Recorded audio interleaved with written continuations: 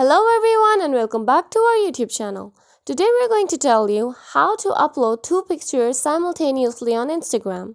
Instagram has this new feature where you can upload another picture on top of the original picture. If you're interested in the video, be with us till the end.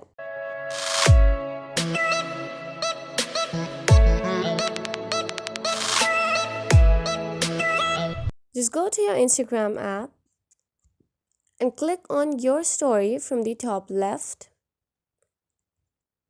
As you see the screen, scroll upwards a little and click on the picture that you want to upload as your story. Now click on the sticker tab from the top, scroll down a little and click on the double picture tab. And after that, select another picture that you want to upload. Adjust the picture.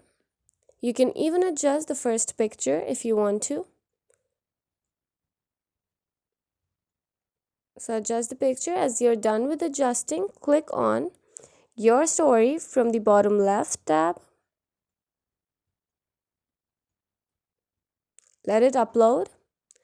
You scroll down the screen to refresh the page and click on your story.